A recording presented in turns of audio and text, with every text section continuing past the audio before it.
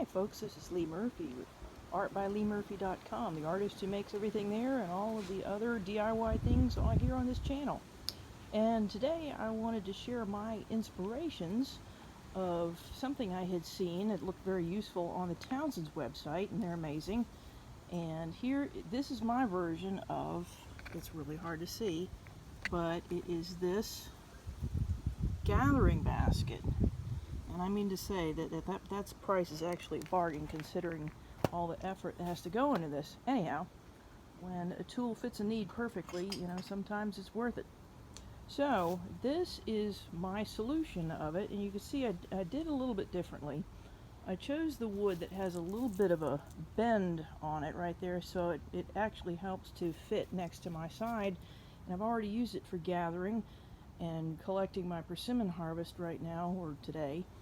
And the bend in the wood is just enough to keep it by my side and keep it from snagging on things and catching up on the tree and even leaning away from my body when I'm going to get stuff. Anyhow, so I decided to function stack a little bit more, and you can see how I've arranged it so it fits on the front of my bike, because sometimes when I want to go gather things, I'm on my bike.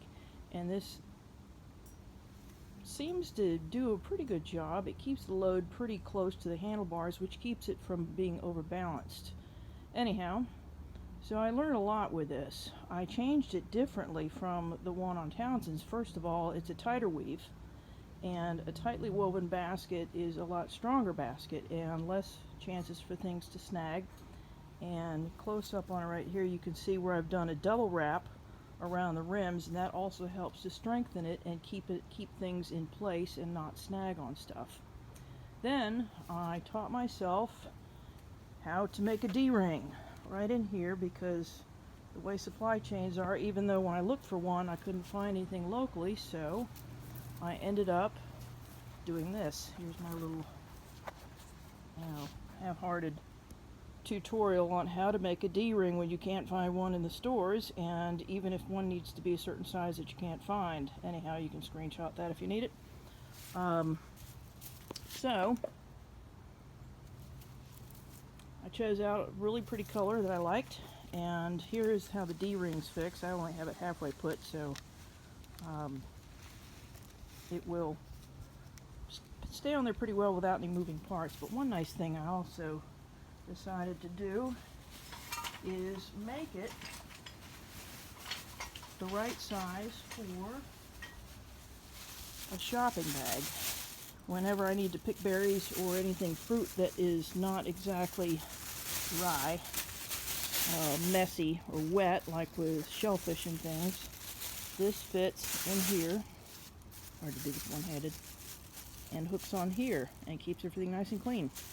Anyhow, so that's a little bit different from the original as well. This is persimmon wood. Just happened to have it. It seemed to work. And this is seagrass. This is commercial flat rattan reed, and I used bamboo for the ribs of the basket to make it extra strong. Anyhow, pull this apart.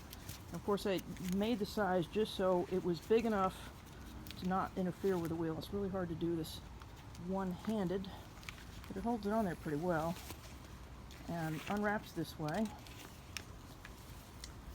and can be worn over the shoulder just like the original inspiration, over the shoulder or a crossbody.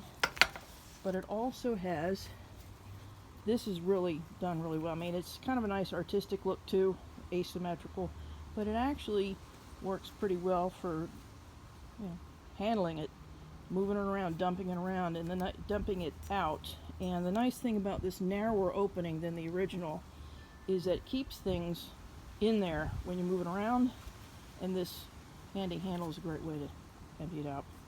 Anyhow, I hope that's inspirational, and thank you for watching, and till next time.